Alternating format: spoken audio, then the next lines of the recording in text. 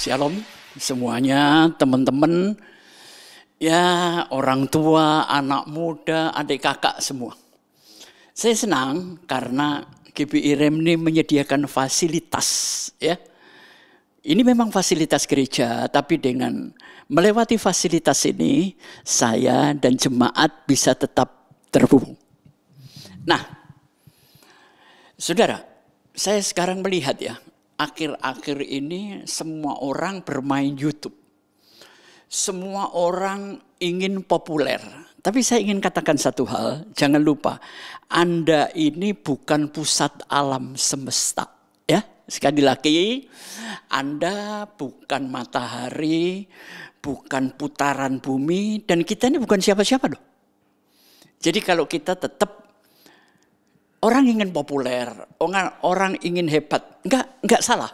Tapi saya ingatkan bahwa kita ini bukan pusat alam semesta. Sekali lagi, hari ini saya ingin menyampaikan dunia sekarang banyak kegilaan kok. Yang waras dikira gila, yang gila rame-rame dipikir waras. Nah, apa sih gejalanya orang gila ini? Tapi sebelum masuk ke firman Tuhan, secara inti bahwa hidup ini harus selaras dengan alam. Artinya apa? Oh, jangan buang sampah di tempat. Itu kan selaras alam yang terlalu sempit. Yang saya maksud bukan itu. Saya kasih contoh. Saya waktu ke Bali, itu ada toko jual sosis terkenal. Namanya Titile kalau nggak salah. Nah, di dalam rumah dia ada kandang besar dan di dalamnya ada 2 atau 3 ekor singa. Jadi waktu saya masuk mau beli sosis di situ kaget. Tapi ternyata singa itu tidak menjadi puas. Singa ini aman loh.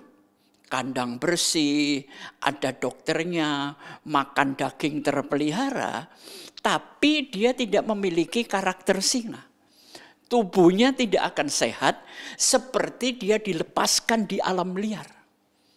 Ini yang saya maksud, hidup itu harus selaras dengan alam.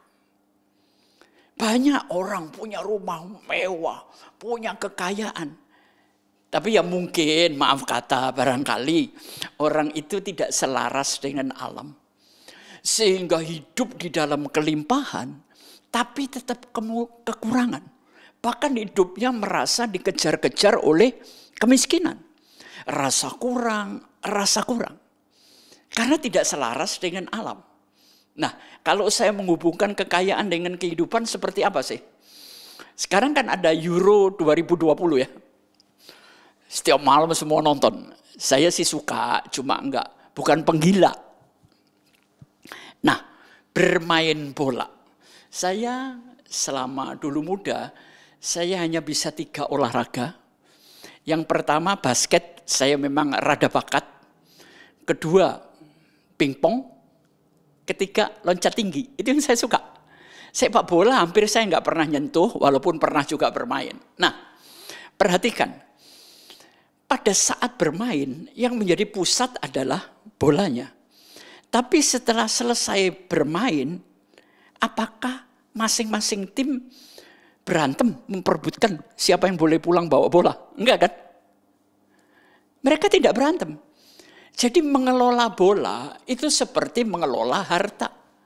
Mengelola permainan. Jadi kalau kita pintar cara bermain, membuat gol, maka hidup ini akan melakukan pencapaian-pencapaian. Nah, saudara tahu, gawang itu tiangnya kaku atau lentur? Coba, saya kadang-kadang mikir iseng aja ya. Kalau gawang itu tiangnya lentur, waduh, begitu bola ditendang penalti, didorong aja sama kipernya. Pasti nggak akan gol. Jadi gol itu harus kaku. Artinya apa? Impian Anda, pencapaian Anda, target Anda harus kaku. Nggak bisa ditawar lagi.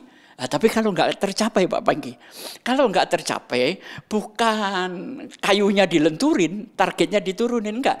Caranya yang dirubah. Jadi mengelola harta itu seperti pemain bola.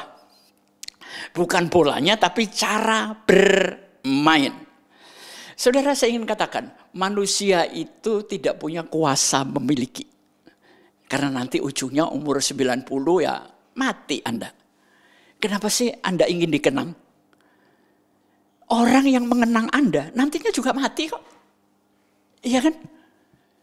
Jadi biarlah Tuhan yang tetap kita kenang. Tapi keinginan manusia itu memang aneh.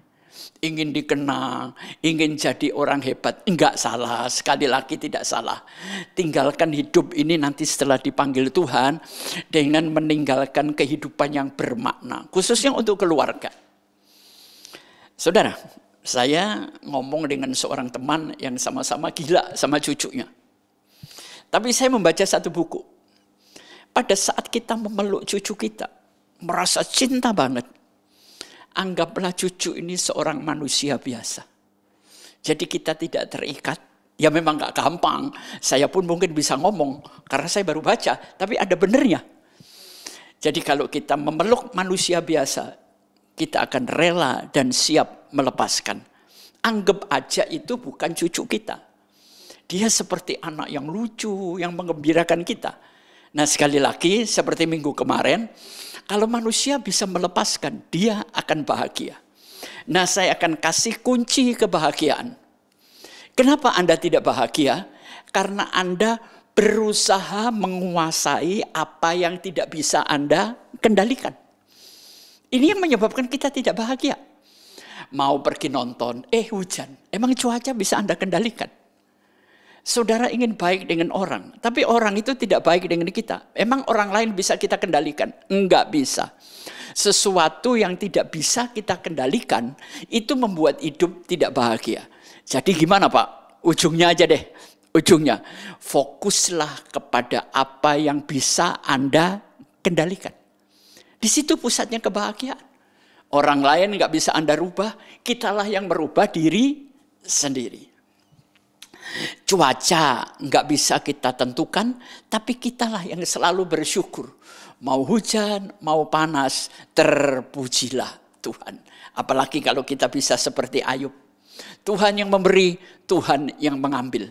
Kita bisa ngomong, tapi apakah Anda pernah mengalami seperti Ayub? Hartamu habis, anakmu habis.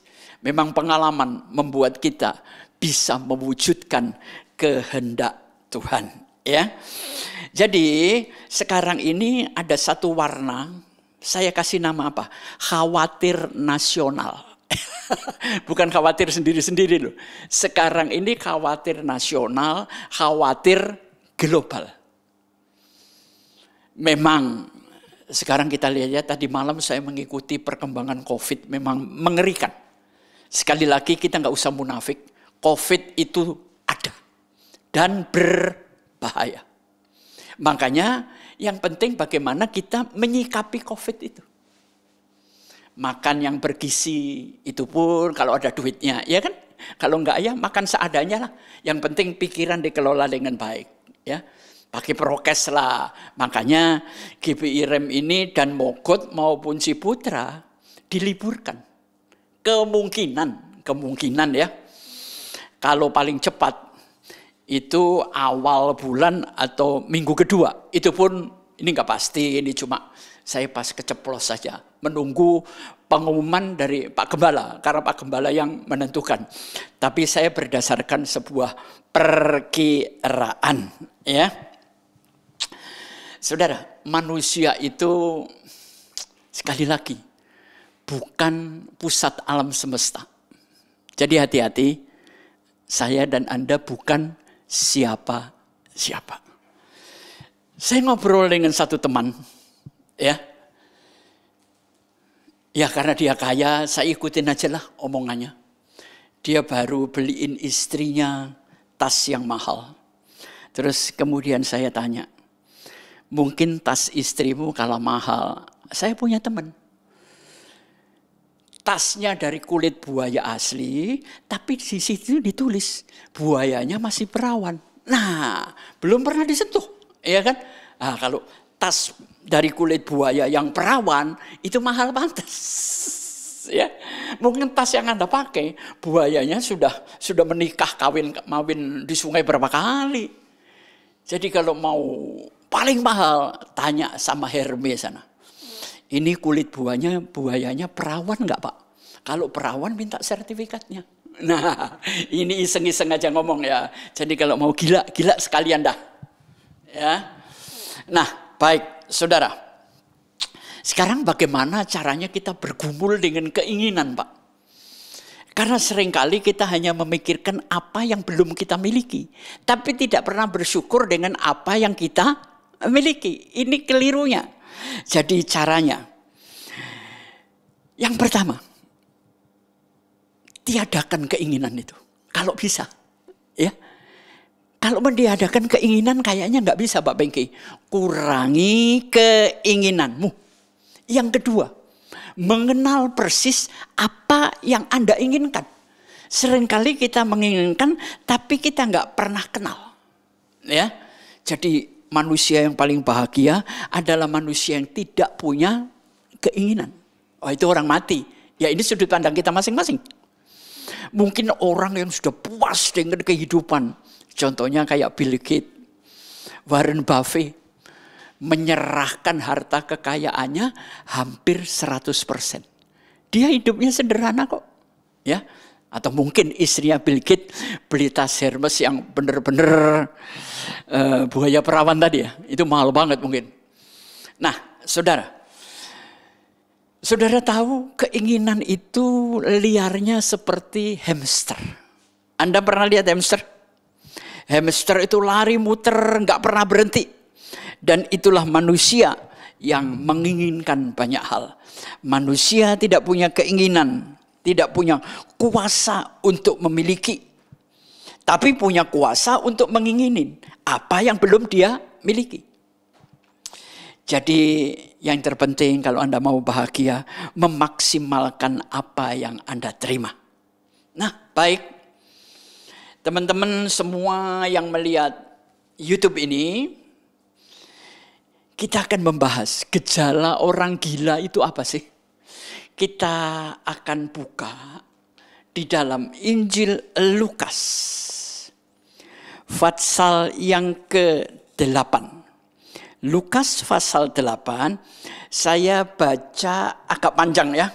Karena ini sebuah peristiwa yang gak boleh saya potong-potong. Mulai ayat 26 dan sampai dengan ayat yang ke-35. Sekitar 10 ayat. Ada satu perikop, Yesus mengusir roh jahat dari orang Gerasa. Lalu mendaratlah Yesus dan murid-muridnya di tanah orang Gerasa yang terletak di seberang Galilea. Setelah Yesus naik ke darat, datanglah seorang laki-laki dari kota itu menemui dia. Orang itu dirasuki oleh setan-setan dan sudah lama tidak berpakaian dan tidak tinggal di dalam rumah, tapi di dalam pekuburan. Ketika ia melihat Yesus, ia berteriak lalu tersungkur di hadapannya dan berkata dengan suara keras, "Apa urusanmu dengan aku, hai Yesus, Anak Allah yang Maha Tinggi? Aku memohon kepadamu supaya engkau jangan menyiksa aku." Ia berkata demikian sebab Yesus memerintahkan roh jahat itu keluar dari orang itu. Karena sering roh itu menyeret-nyeret dia. Maka untuk menjaganya ia dirantai dan dibelenggu. Tetapi ia memutuskan segala pengikat itu. Dan ia dihalau oleh setan itu ke tempat-tempat yang sunyi. Dan Yesus bertanya kepadanya, "Siapakah namamu?" Jawabnya, "Legion." Karena ia kerasukan setan. Lalu setan itu memohon kepada Yesus supaya ia jangan memerintahkan mereka masuk ke dalam jurang maut. Adalah di sana sejumlah besar babi yang sedang mencari makan di lereng gunung. Lalu setan-setan meminta kepada Yesus supaya ia memperkenankan mereka memasuki babi itu. Yesus mengabulkan permintaan mereka, lalu keluarlah setan-setan itu dari orang itu dan memasuki babi-babi. Kawanan babi itu terjun dari tepi jurang ke dalam danau lalu mati lemas. Ayat 34, 2 ayat lagi.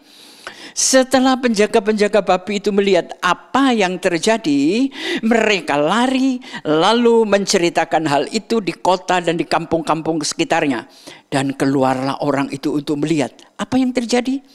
Mereka datang kepada Yesus dan menjumpai orang yang telah ditinggalkan setan-setan itu sudah waras. Maka takutlah mereka. Amin. Baik, saya akan urai satu persatu.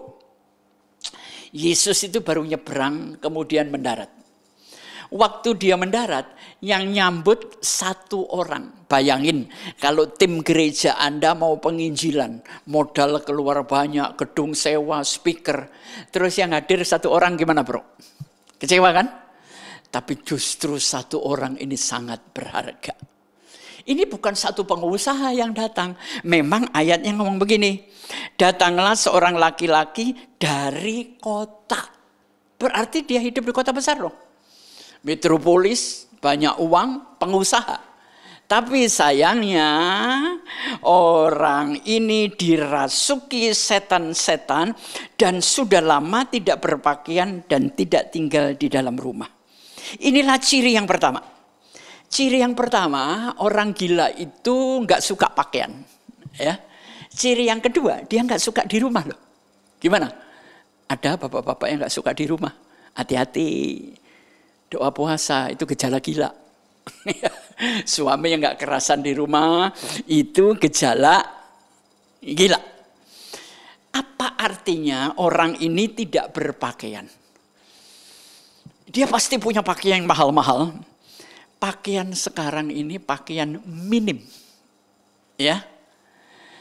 Saudara lihat, mode-mode sekarang itu tetap sama. Yang atas ditarik ke bawah, yang bawah ditarik ke atas. Cuman itu aja kok cirinya mode. Anda lihat sekarang orang pakaiannya minim-minim semua kan? Itu ciri-ciri gejala yang nantinya tidak berpakaian. Jadi orang ini punya ciri gejala gila. Ketika ia melihat Yesus, ia berteriak lalu tersungkur. Waduh, setan ini memang hebat ya. Kita ketemu Yesus, malah Yesus yang tersungkur, tobat-tobat. Lu kapan tobat, Bengki? Ya kan? Tapi ini begitu ketemu Yesus, dia tersungkur. Hebat kan? Perilakunya, sopan santunnya. Dan dia tahu yang dia hadapi adalah Tuhan. Coba perhatikan, perilakunya baik, tersungkur, tapi isi hatinya apa? Ia berkata dengan suara keras, apa urusanmu dengan aku, hai anak Allah yang maha tinggi? Aku memohon kepadamu supaya engkau jangan menyiksa aku. Di sini ada dua sikap orang gila. Yang pertama, dia hormat sama Tuhan. Anda jangan ngelihat bahwa orang yang suka ke gereja, hormat, suka ibadah, salah-salah dia nyimpan gejala gila loh, bro. Dia ada di gereja, ya. Tapi yang pertama, apa urusanmu dengan aku? Kita ada di gereja, kita nyembah Tuhan, tapi Tuhan nggak boleh urusan sama rumah tangga kita, nggak boleh urusan sama perilaku kita, nggak boleh urusan sama dompet dan keuangan kita, nggak boleh urusan dengan teman-teman kita. Pokoknya karpe diewe. Nah, ini gejala orang gila. Nanti saya akan jelaskan lagi. Dan kemudian ada sikap yang salah, supaya engkau jangan menyiksa aku. Ini sudut pandang yang salah terhadap Tuhan. Tuhan nggak pernah menyiksa Anda. Anda marah, Anda tidak dibenci orang. Tapi Anda dibenci oleh dirimu sendiri. Anda bukan dihukum karena Anda marah, tapi Anda dihukum karena marah itu sendiri. Ya, jadi di sini saya ingin jelaskan ada dua sikap. Yang pertama, perilakunya tersungkur, hormat, orangnya sopan, orangnya baik, tapi hatinya tidak mau berurusan dengan Tuhan. Dan kedua, dia punya sudut pandang yang terbalik. Tuhan itu ingin kita selamat, Tuhan itu ingin kita baik. Tapi dia menuduh Tuhan, engkau menyiksa aku. Padahal yang jelas nyiksa dia adalah setan-setan. Ayat 29, ia berkata demikian, sebab Yesus memerintahkan roh jahat itu keluar dari orang itu karena, perhatikan, sering roh itu menyeret-nyeret dia, maka menjaganya, ia dirantai dan dibelenggu, tetapi ia memutuskan segala pengikat itu dan dihalau oleh setan itu ke tempat yang sunyi. Perhatikan ciri-cirinya lagi. Hidupnya sering diseret-seret. Maunya baik, tapi diseret kejahatan. Maunya memberi, tapi diseret oleh kepelitan. Jadi hidup kita ini nggak pernah bisa menentukan arah. Kita selalu diseret oleh kekuatan lain. Ya, nah, orang yang sering hidupnya terseret-seret, diseret-seret sampai nggak punya kendali buat hidupnya, itu juga gejala gila. Selanjutnya, karena sering menyeret, maka untuk menjaganya ia dirantai dan dibelenggu. Tapi ia selalu memutuskan. Hidup ini kan ada aturan, saudara. Lampu merah, berhenti. Lampu kuning, hati-hati. Lampu hijau, jalan. Berapa banyak Anda melanggar aturan itu? Jadi Anda lihat di perempatan banyak orang gila. Walaupun naik mobil mewah. Mobil mewah bukan berarti orangnya yang ngendarain tidak kampungan. Saya banyak melihat, sorry ya, kadang-kadang orang bisa beli mobil mewah, pakai dasi, tapi perilakunya ngampung. Kayak nggak pernah sekolah gitu loh. Ya, seharusnya orang yang naik mobil mewah, aturan hidupnya harus lebih mewah daripada mobilnya. Tapi sekarang mobil mewah untuk menunjukkan bisa keluarin pistol, sewena-wena dengan pejalan kaki, marah-marah dengan orang nggak punya uang, ya. Sebetulnya untuk apa dia nunggang mobil mewah yang harganya 3-4 M, tapi kalau perilakunya kayak babi, nah, ya babi itu nanti dimasuki oleh setan-setan itu. Jadi sebetulnya orang yang kerasukan roh jahat itu sebenarnya kelakuannya nggak beda sama babi. Apa yang membedakan manusia dari binatang? Manusia itu dibedakan cuma nalar dan pikiran. Binatang nggak punya itu. Ya, saudara, saya ingat. Saudara pernah melihat orang gila sakit? Orang gila itu nggak pernah sakit. Karena apa? Karena pikirannya tidak pernah terhubung dengan tubuhnya. Anda lihat, saya pernah lihat orang nggak pakai pakaian, nggak malu, tidur di trotoar bisa ngorok. Kita punya ranjang 30 juta nggak bisa tidur. Makanya dengan mengaduk-aduk sampah. Tapi pernahkah orang gila sakit? Sampai hari ini saya belum pernah tahu ada orang gila kena COVID India, kena COVID varian baru, nggak ada loh. Coba Anda boleh cek ke Wisma Atlet. Ya kalau mungkin ada saya salah. Tapi sejauh ini saya tidak pernah melihat ada orang gila kena COVID. Ya, yang ada orang waras kena COVID keluar gila. Nah, itu banyak. Jadi hati-hati kalau Anda tidak mau kena penyakit, ya gila aja dah. Gila itu teorinya gini loh. Pikirannya sama tubuhnya kagak nyambung. Kenapa kita jadi sakit? Karena waktu Anda mules, pikiran Anda berkata, wah saya tadi salah makan ini. Nanti jadi cancer, nanti jadi kolera. Nah itu yang menciptakan. Penyakit Anda diciptakan oleh pola pikir Anda. Oleh apa yang Anda pikirkan. Ya, itu orang gila, sekedar nyimpang dikit. Dia dirantai dan dibelenggu, tetapi ia memutuskan pengikat ini. Jadi orang gila cirinya tidak bisa diatur, amin. Ya, jadi kalau kita yang di ruangan ini nggak bisa diatur, ya Anda termasuk kelas babi, itu aja lah. Orang gila, ya. Jadi hidup ini ada aturan main, rumah tangga ada aturannya, bergereja pun harus ada etika dan aturan. Jadi kalau gereja melanggar etika dan aturan, itu gereja isinya babi. Pendetanya babi, iya kan? Jadi ingat, kita pemimpin gereja harus punya aturan, punya etika, ya. Tapi waktu Yesus ketemu ciri-ciri begini, dia ngomong apa? Dia tidak mundur. Yesus bertanya kepadanya, siapa namamu? Jawabnya, Legion. Kalau Gideon mungkin ada, Legion nggak ada, saudara. Atau nama Dion ada. Ya, kalau Gideon sampai kerasukan babi, saya pusing juga dah. Nah, sekarang perhatikan. Legion ini apa? Anda pernah baca kisah perang Legion Perancis. Jadi tentara-tentara ini dipakai oleh satu negara tertentu atau pengusaha kartel tertentu. Mereka menjadi tentara untuk melindungi mereka. Ini Legion. Jumlahnya berapa? 1.500 tentara. Itu Legion. Jadi orang yang kerasukan setan itu pikirannya bercabang 1.500 atau saya katakan dia punya sangat banyak keinginan, ya, baik kekuasaan, popularitas, seks, semuanya. Ini Legion. Jadi kalau saudara ketemu orang punya banyak keinginan, punya ini, kepingin itu, punya itu, kepingin apalah. Ini orang-orang yang sudah kerasukan setan. Ciri-ciri orang gila.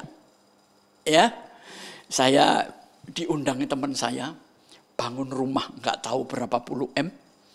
Kamarnya itu loh bro 12. Padahal dia cuma suami istri sama anak 2. Terus yang 10 apa nggak dihuni setan? Jadi ruangan pemujaan. Saya tanya, kamu pernah merasakan kamar-kamar ini? Ya nggak pernah Jadi kamu tidur di situ, mati di situ, yang 11 kamar untuk apa? Dia ketawanya ngir. Mestinya tiap jam kamu bangun, kamu pindah. Mobilmu, saya 1 aja nggak kebeli. Saya dipamerin mobilnya ada 6. Wah, ya seneng sih, ikut ngelus saja seneng kok. Terus kamu kalau kerja pakai yang mana? Ya saya kalau kerja sih pakai Kijang aja Pak. Nah yang itu, ya kalau ada sesuatu saya pakai, ya kalau kamu mau nikmat nggak rugi, kamu nggak pernah nunggang mobil itu tapi bayar pajak kan? Kamu bodoh loh. Dia mulai diem, karena dia teman baik, saya bisa ngomong seenaknya. Mestinya kamu keluarin mobil 6 biji itu berderet-deret, tiap 10 km kamu turun, pindah mobil. Pindah mobil. Nah, itu menikmati hidup. Hidup, menjalani hidup dan menikmati hidup itu beda, ya. Anda punya uang, tapi saya punya kuasa menikmati. Enak mana? Ya kan? Tapi hati-hati kalau kita terlena dengan kuasa menikmati, kita jadi pengemis rohani nanti, ya. Oke, sekarang kita lanjut. Lalu setan-setan itu memohon kepada Yesus. Loh, setan aja bisa memohon loh. Kok kita nggak pernah memohon? Makanya kita kadang-kadang nggak diberkati. Karena cara kita memohon nggak seperti setan memohon. Setan itu memohon dengan sungguh-sungguh. Saudara, jangan lagi orang. Setan pun diajak kerjasama loh sama Tuhan. Dipakai. Untuk ganggu Yesus, untuk ganggu Ayub. Iya kan? Kan Tuhan izinkan boleh, tapi nyawanya jangan. Setelah Yesus lapar, Tuhan izinkan setan menggoda. Jadi saudara jangan sombong. Saudara merasa, Tuhan gak pakai gua gak apa-apa. Setan pun bisa dipakai Tuhan kalau Anda gak mau. Ya, jadi mendingan kalau Tuhan mau pakai, terpujilah Tuhan lah. Melayani dengan benar-benar. Dia memohon apa? Supaya ia jangan memerintahkan mereka masuk ke jurang maut. Jadi di sini jelas ada satu tempat untuk setan yang namanya jurang maut. Ini jelas kalau kita mencatat loh. Jangan main-main. Apakah nanti kita akan masuk ke sana setelah mati ke jurang maut? Enggak, saya mau ke surga, saudara. Ayat 32 kita mau selesaikan. Adalah di sana sejumlah besar babi sedang mencari makan di lereng gunung. Lalu setan meminta kepada Yesus supaya ia memperkenankan mereka memasuki babi. Yesus mengabulkan permintaan mereka. Jadi tidak ada orang bisa gila tanpa seizin Tuhan. Sekarang mari kita hitung-hitungan ya. Satu babi berapa kira-kira Fit? Sekarang Fit? Ya. Oke, satu babi sekarang yang mahal bisa 2 juta. Ya, ini mestinya saya minta pedagang babi ada di sini. Dan di sini ada 2000 ekor babi. Jadi kalau 2000 kali 2 juta berapa? 40 M atau 400 M ya? 4 M ya? 4 miliar. Jadi harga orang gila itu 4 M. Gimana dengan harga kita yang terhormat? Ya, gimana harga kita menjadi pendeta? Gimana harga seorang gembala sidang? 4 M Tuhan gak peduli. Emang Tuhan minta izin dulu ke yang punya babi. Bos, ini setan tak pindahin ya. Dia gak minta izin. Jadi sesuatu itu kalau memang urgen, Yesus berani untuk bertanggung jawab. Akhirnya dia pindah dan masuk ke dalam babi. Babinya lari, terjun ke dalam jurang. Saya pernah mengalami ini. Sebelum saya tutup khotbah saya. Tapi ini udah puluhan tahun lah. Saya dulu banyak pelayanan tentang roh. Tapi nggak tahu kenapa sekarang Tuhan gerakkan saya untuk melayani di bidang motivasi, inspirasi ya. Dan saya lakuin aja. Saya diundang ke rumah seorang Cina di daerah Pasar Pabean. Itu pusatnya orang Cina, pedagang Cina. Pecinan lah. Saya datang bersama teman saya hamba Tuhan. Untung badannya gede. Orang dari Timur Kupang. Gede. Setelah sampai di sana. Rupanya si Cina yang sering sakit-sakitan. Kadang-kadang kerasukan ini. Hobi anjing. Kita ada di lantai 3. Waktu saya layani. Dia ngerokok. Tahu-tahu rokoknya dia diarin ke kita. Dia ngomong, pas di depan saya dia ngomong, wah kalau ini anginnya keras. Saya nggak ngelihat apa-apa, dia tahu. Terus waktu kita mau berdoa, dia ngomong, Pak Pengki, itu deket tangga itu kok banyak orang ya? Saya ngelihat orang apa, saya bilang. Tapi teman saya orang NTT ini gede. Waktu dia diminta untuk berdoa dalam nama Yesus, dia tidak mau. Tapi teman saya karena sudah pengalaman, tengkuknya dipegang, dipaksa dengan keras untuk jongkok. Dan akhirnya dia jongkok. Kita doakan, kita usir roh yang ada di dalam dirinya. Saudara tahu apa yang terjadi? Oh, waktu dia sadar, itu ada 6 ekor anjing yang mahal. Itu menggonggong dan lepas, saudara. Oh, saya ingat. Ini seperti kerasukan pindah ke babi. Itu saya menyaksikan dengan mata kepala sendiri. Lolongan mereka kayak serigala. Dan anjing yang tadinya ada di kerangkeng. Gak tahu dengan kekuatan apa. Lepas, saudara. Jadi akhirnya si tuan rumah menutup pintu. Ke lantai 2 dan ke lantai 3. Tapi kemudian kita berdoa. Teman saya mengajak saya turun untuk menangking anjing ini. Karena kami tadi lupa waktu berdoa seharusnya waktu pengusiran setan itu biasanya ada teorinya. Tutup bungkus sekeliling kami. Baik orang, binatang, benda. Supaya setan tidak bisa pindah ke situ. Nah tadi kami lupa berdoa itu. Pindah ke anjing. Tapi akhirnya kita percaya dengan kuasa Tuhan. Saya juga ketar-ketir. Wah ntar kita ke bawah diserang 6 ekor anjing matilah kita. Teman saya keyakinannya kuat. Oke. Tapi waktu kami datang, anjing itu diam. Tapi matanya ngelihat kita. Teman saya bertindak. Karena saya masih belajar saat itu. Belajar pelayanan. Ditangking dalam nama Yesus. Mereka terakhir ngelolong bareng fit. Wow, kayak serigala di hutan. Dan setelah itu sunyi.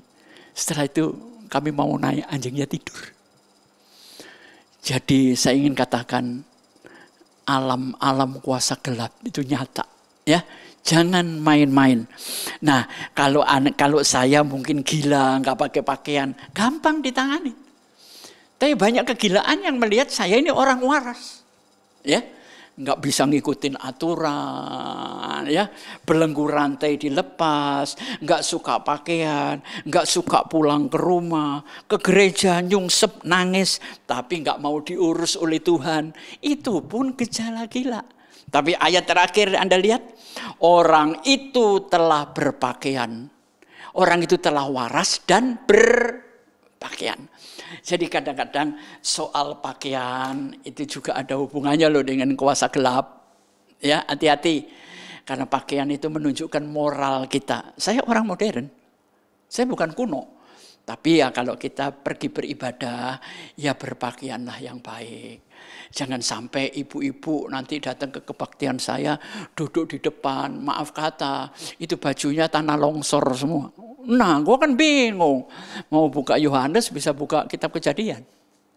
Jadi tolong, jangan buat pendeta, Pak Pendeta berdosa juga ya. Jadi mari, hidup itu adalah saling menjaga. Ya, supaya kita tidak gila. Itu pesan saya untuk hari Kamis ini. Tuhan memberkati Anda. Dan jangan lupa, minggu depan kita masih libur. Tapi hari Minggu saya tetap akan ketemu Anda setiap jam 9 pagi lewat YouTube. Ya, jadi setiap hari Minggu jam 9 pagi dengan tema-tema yang baru Anda boleh mengikuti materi khotbah saya. Ya.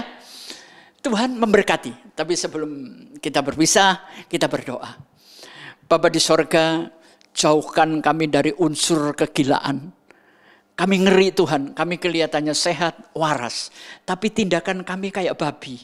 Tindakan kami kayak setan. Kami tahu jurang maut itu ada. Alkitab menuliskan dan hamba-Mu mempercayainya. Berkati setiap pendengar yang ada. Teman-teman dari GBI Rem, dari gereja yang lain, Tuhan memberkati. Yang sakit Engkau sembuh, yang kekurangan Tuhan berkati, yang sudah diberkati, tetap bersyukurlah dengan apa yang Engkau miliki. Terima kasih Bapa, Engkau tetap mengendalikan kami, jauhkan kami dari malapetaka, berkati teman-teman yang bertanggung jawab, sehingga YouTube ini boleh berjalan dengan baik. Kita ketemu di hari Minggu, di dalam nama Bapa, Putra, dan Roh Kudus. Di dalam nama Tuhan Yesus Kristus. Amin.